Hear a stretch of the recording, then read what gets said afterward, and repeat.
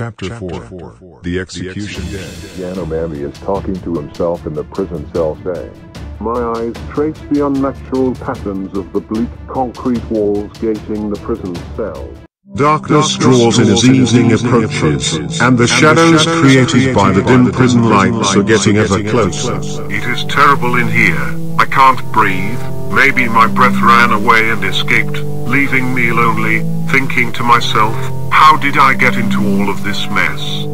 From being thoughtful, faithful, and I even sacrificed my love not to lose my friend, and yet I didn't just end up losing him, but I was labeled a spy. A traitor and causing a civil war. What made them think like that? What advantage do they think I gain from all of this? Who has the advantage? Can anybody from YouTube, Kindle or you, yes you out there, tell me? Am I going mad? I ask myself. I talk to myself more and more with each passing day. Every time they bring a new prisoner in, it makes me feel better, as I get to know the news of society beyond this hell of a place. Most of the prisoners who come in are convicted of supporting me. I am the book, I am Yanomami, you are the reader. Look, I know that you are reading or listening to my story. Please, can you stop reading or listening, and help me find out who has sold the chemical substance? Who is the spy? Who kidnapped Melanie Pizanthipi? Who has poisoned her family? Also, who is provoking the civil war? I need Mr. Clark. Some of the correctional officers are secretly helping me with food, drink, and any news that might be necessary. I don't ask much. It is less risk, danger, and exposure. I only requested from Wugafuli the guard. I said quietly, "Can you move me to the cell next to Abenaki's wife, Olizit Bielapi?" Wugafuli said softly. "Of course, I can. A couple of days ago I heard Olizit Bielapi and Abenaki were arguing, shouting and fighting." I wonder why? Any news about Yakra? Yakra has assembled a large group this morning. Yakra needs everyone can fight to join the army. Abenaki is joining him soon with a huge part of the army. Can you tell me what did Yakra say in his speech? Yes, Your Majesty. Yakra was showing us on a large screen how the enemy would do to the prisoner if we lose the war. Yakra said, "We better fight because if the enemy captures any of us, look what they are doing." Yakra pointing at the screen. "For our children and women. I am sparing my life for you, and your children, men, and women not to be raped, abused, or assaulted." This civilized empire was educated in their country, but in the jungle, or when they overrun us, they will, secretly, rape your children, women, and men. The speech was very emotional. Yakra ended it repeating the Hutu Kara prayers. Wugafuli moved Yanomami next to the Olizit Bielapi's cell. Yanomami stood by the metal bars, at the corner of the adjacent wall, then he called her Tranquility. "Olizit Bielapi, are you there?" With a sorrowful voice, Olizit Bielapi replied as she is getting closer to the adjacent wall. Who is that? "It's me, Yanomami. We didn't meet before, but I heard about you and your love story from Abenaki." Love story? The miserable story, you mean? Tell me what happened. He slapped me. Put me in prison just because. Olizit Bielapi choking with tears. Yanomami, thinking to himself. I don't know what happened to me. I am feeling very touched. No, I feel like I want to protect her, hug her and comfort her. Yanomami is talking to Olizit Bielapi in a worried voice. I understand your pain, and I feel your pain in my heart. I'm so sorry for what happened to you. I know that you don't know me yet. I am here if you need me. Unconsciously Yanomami's hand reached her cell's metal bars. Yanomami continues. I am happy to be your friend if you need to talk. My heart is always open if you need to talk about something difficult. I wish that I am here for as long as you are. Yanomami stopped talking because he nearly starts confessing his difficulties. He is not the one to do that. A little silent moment. Olizit Bielapi's hand covering Yanomami's hand. Yanomami's describing his feeling. I can feel the warm, soft heavenly touch from her hand covering my hand. I can feel the heat in my stomach, my face, and in my... Olizit Bielapi draws her hand back slowly, but Yanomami's Achin stayed, wishing the feeling not to fade away, saying, I feel privileged to be here listening to you. After the most beautiful silent moments, in a magical and very soft voice, Olizit Bielapi replied, I am the privileged one.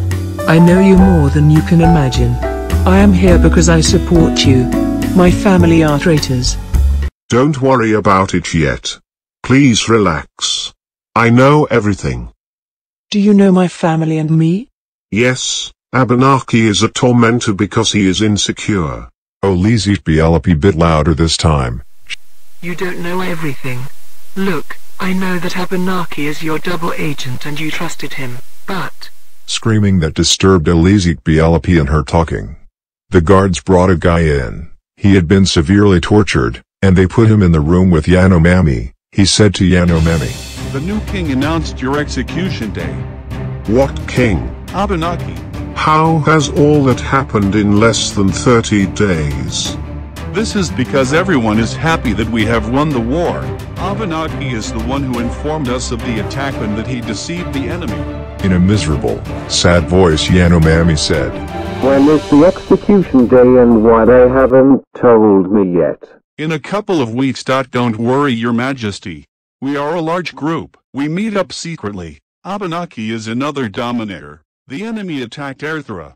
The news saying they already took half of the land. Where is Yakra? He is trying to save Erthra before it's too late. The enemy didn't give up. They returned when they knew that Abenaki withdrew all the army from Erthra to Sevilla. For the celebration of the new kingdom and the new victory that Abenaki has been announced. However, he is not from the Jacamaya. He is only Toriaka. The correctional officers bring people to jail in groups. The prison is full, and they are bringing many women as well and anyone they might be connected, in the past or worked for the old king. It's chaos here in prison. Few of the correctional officers are supporting Yanomami the old king secretly. News revealed by some of the guards is that the prison is overcrowded and that the death penalty might be the next solution. The cost of feeding all these prisoners is harming the palace budget. They will execute some, and they will exile the others. Yanomami standing by the prison metal bars thinking to himself, I think the isolation is the stimulation of the mind field or a ride towards the insanity field. I race with my shadow. Here in prison, the time is prolonged, I always win, running towards the light and lose running away from it. When my shadow ever in front of me, I couldn't beat it. Well, you don't have to win all the time. Otherwise, the game becomes too dull. Abenaki coming down to take his wife, Olizit Bielapi. He saw Yanomami in the cell next to Olizit Bielapi's cell. Abenaki speaking to Yanomami first, saying to him, What a shocking surprise. How coincident that you happen to be next to Olizit Bielapi. Do you remember that I told you about her? Yes, you told me. I remember very well. Abenaki replied, laughing in a witchy way. But I was mistaken, they are all the same, they are just a big headache. Olizit Bielapi shouted. You are the most unfaithful person on earth. Abenaki stopped her talking by raising his voice, roaring. Look, I came here to take you out, but it doesn't resemble that you have changed yet. Stay there for a few more days then. And you, Your Majesty Yanomami, only a couple of days left. Do you have any wishes before you say goodbye? Yes, can I have my robot here with me? Your brain just little a child brain, do you need to play with a toy? Okay, I'll send you the adroit robot, it doesn't even do anything, maybe it's not working, I will even tell the guards to bury it with you. Abenaki left the place after he filled the atmosphere with sadness. Yanomami runs to the corner next to Olizit Bielapi, calling her. Olizit Bielapi, please don't cry. Yanomami is passing his hand through the iron bar, stretching to the next room, hoping to comfort her. She stayed away. She cried and cried, until all went quiet. Yanomami became worried. Wugafuli came next to Yanomami's cell whispering, "She is sleeping." Yanomami replied quietly, "I hope she is fine." "She is, Your Majesty. Abenaki told me to bring your robot here downstairs when you need it." "Now please if you can." Yanomami took Mayani in. He touched it, and all came alive. Mayani lights up and start talking. "Hello, Your Majesty Yanomami." "Hello Mayani, missing you too." "Where shall we start?" "Tell me everything you recorded." "I don't think we have time for everything. And I don't think it is good for the spying guards to hear us. Some of it is very sensitive. I don't want them to take me away, but for now, I know that they are planning in 2 days or less they will take you to an unknown place, for the execution to take place, secretly." "How did you know all of this?" Abenaki and his minister Pleiades were discussing the plan. Mayani said, "It's amusing." Yanomami replied angrily, "Well, I never thought that he is so clever." No, but with the help from Pleiades, he becomes clever. You as humans work mysteriously. You have many temptations to betray and to become unfaithful. Like the fear, greed or wealth and many more. What did Pleiades suggest? Pleiades the minister said to Abenaki, if the execution is going to take place in Civilia, that might cause a civil war, and we don't know the consequences, your army is not ready for everyone. Yanomami's supporters are everywhere, taking into account that, Jacquemi's tribes are quite large, so it's better to do it quietly, Your Majesty. But how can we do that quietly? Abenaki asked. Don't worry, Your Majesty, Pleiades said, I will deal with it. I will arrange everything. With few trusted men, we will secretly take him at night, 2 weeks traveling in the jungle, to make sure no one can see us, and no one can find his body after killing him and burying his body. Slowly he will be forgotten.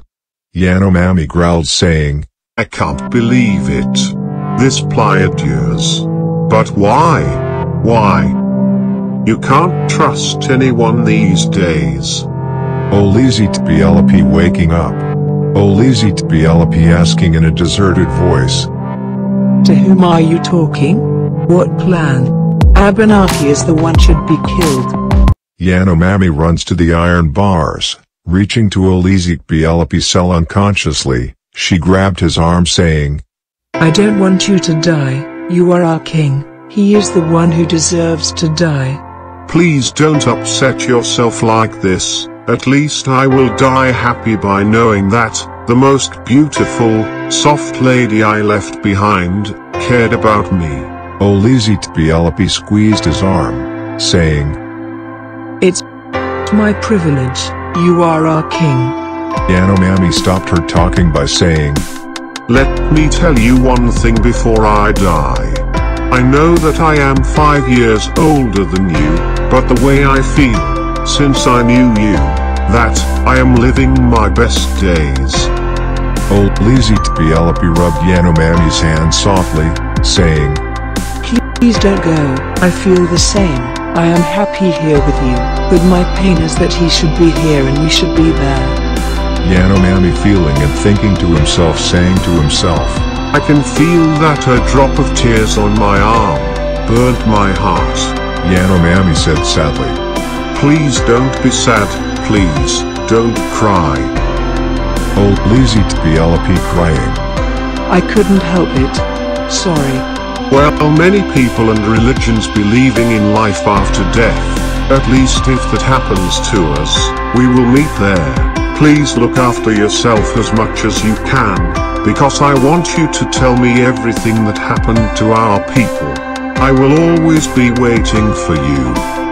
Yanomami felt more tears, shaking and trickling on his arm, causing the silent.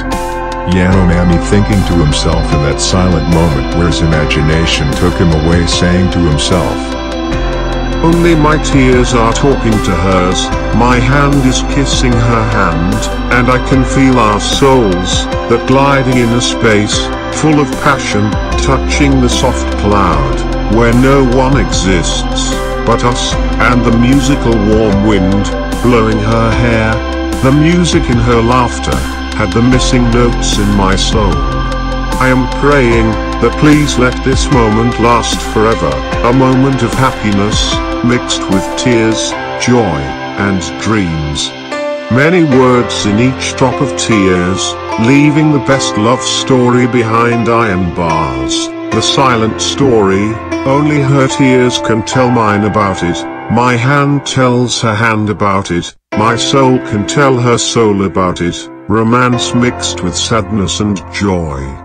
This love needs to be wild. Instead, it caged in, like a bird, chanting.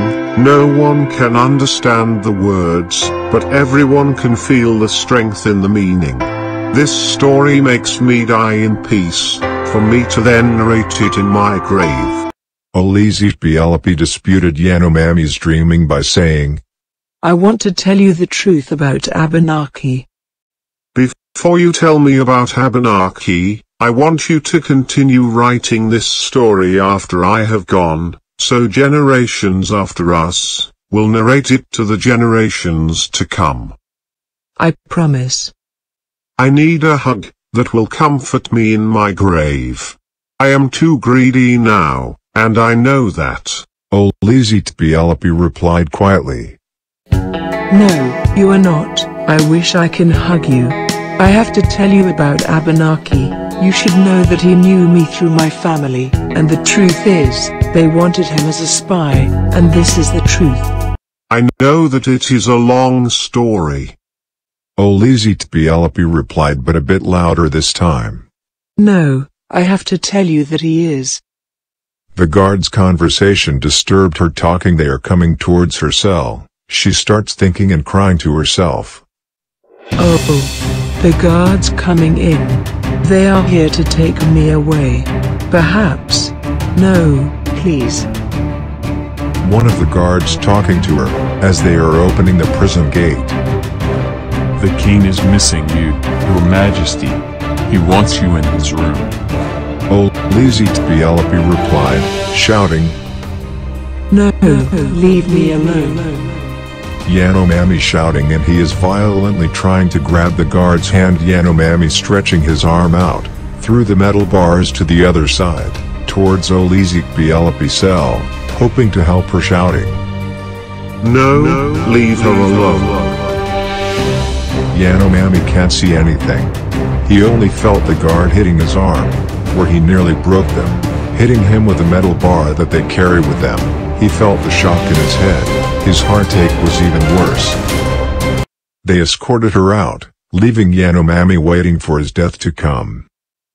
Wuga fully ran towards Yanomami after they left, saying to Yanomami, Are you all right, your majesty? I will be okay. Wuga fully quietly saying, I have to tell you this. They are preparing for tonight to take you away. Yakra and the whole country are in danger. Yanomami in pain replying, Leave me alone. Please leave me alone. It's morning now. Yanomami cried and cried until he got tired. He slept the entire day. He only woke up on the noise of the prison door opening. He couldn't see. Tiredness, perhaps. He can hardly open his eyes. The guards said to him, We have to escort you blindfolded.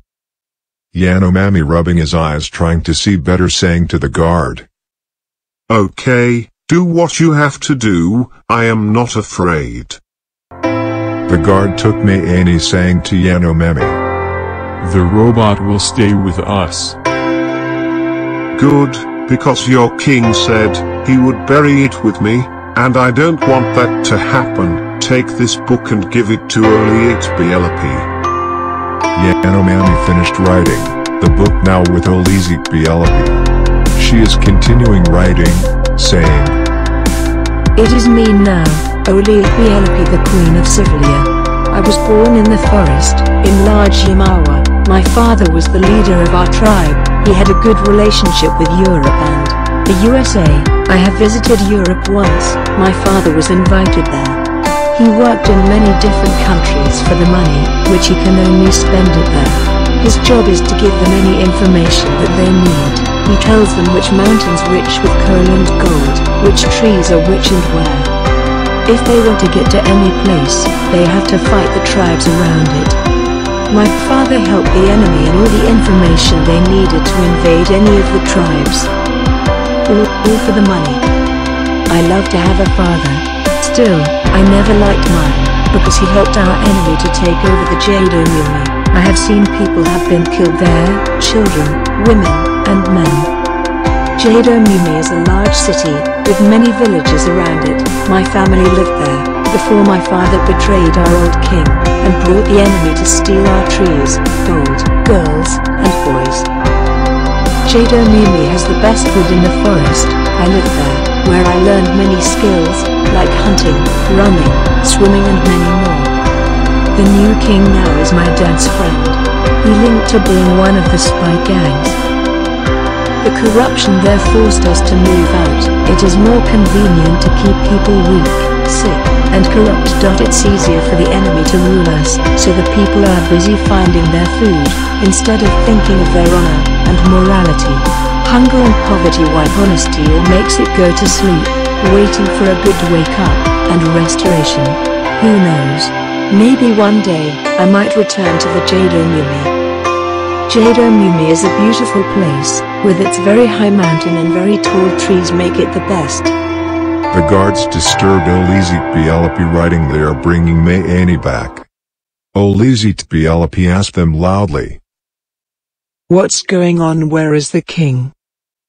He is outside. Olizit runs fast. She almost slipped, saying, Where is he? She asked as she is running around the corner saying, Your Majesty. She is excitedly shouting, to find that Abenaki standing there, whispering to Pliardias, his minister. Abenaki is talking to her smiling. Oh, you are getting better, my dear. I like that you are calling me my Majesty. You are wiser now. I knew that prison makes people smarter. Olizit looked down, looking at the floor like an image still, with hidden shock, thinking to herself. I have got a feeling that they took him away. Abenaki looking at Olizit he is bending down towards her a little, asking her softly saying, Are you all right? Yes, I am. Excuse me, I have to go to my room. I am feeling a bit dizzy. Olizit went to her room, sat on her bed crying. Mayani came back to life. Mayani, grabbing Olizit hand softly saying, You human, need some comfort when you are sad. Olizit crying saying to Mayani the robot, They're going to kill Yanomami, the true king. Look Olizit everyone going to face death, but don't worry, you are remaining you, before and after. Olizit less crying, getting confused from what the machine Mayani is saying to her, so she asked, What do you mean? My self-programming says the real you are not you, but you are the real you. Olizit stopped crying, getting angry, loudly asking herself, Who invented this shit machine? I was going to believe that they are intelligent and almost real. Yakra's invention. Brainless Yakra, you mean to invent such a machine? Look, Olizit let me explain this to you in a simpler way. My stupidity, or what you call it, an absurd idea, sometimes speaking in a higher level to the human brain absorption, or maybe only faster, or in an unexplained matter, might seem like something crazy to you. Now I can assist your level of understanding, now I can explain it accordingly. Olizit yelled. That is an insult. You get lost, the stupid robot. I am going to chuck you out. No, it's not. Robot programs don't have anger or revenge, or any other reaction from any emotions. We are only social programs inside a machine, everything set up based on truth or expectations that the device collects, data collected and analyzed. You don't have to believe all of it or any of it, it's a personal matter. Sometimes it's you the one who has to make the decision or analyze the information because in some circumstances only you can make the decision. Olizit BLP, calming down a bit, saying, I don't care whatever. I know that Yakra is in danger. How do you know that? I can connect with Amanda and communicate with her. How? I can't hear Amanda talking. Communication not always by talking, writing or reading, it can be direct to the place of information, like sharing the same property. If you hang a picture on the wall and two people looking at it, there is no need for them to tell each other about it, they both share the same information. Okay, you don't have to explain it that much, I'm not that thick. I am only tired and under pressure, tell me more about Yakra. They are facing a powerful army in Earthra, Abenaki keeping the rest of our military here in Sevilla. He said to Yakra that he would send support as soon as it's needed. However, he is delaying it for no reason. Perhaps he is worried about Sevilla to be attacked. Olizit BLP angry again, saying to Mayani, Yes, Sevilla will be next, if Abenaki doesn't act now and help Yakra before it's too late. Yes, it's true that will only help the enemy if Abenaki doesn't act very quickly. Maybe he has not experienced war. Olizit BLP, with a bit of anger. No, Abenaki is the devil himself, he knows exactly what he is doing. The devil. My information is showing almost zilch about the devil. Can you dictate me some information about it? We only collect fact information from trusted sources, and you are a trusted one. Now you are making me feel better than we first knew each other, so you are not always that bad. The devil trick is that zero data, zero notice, with super deceiving power. Okay, I will keep the field open to see what I can collect about that devil.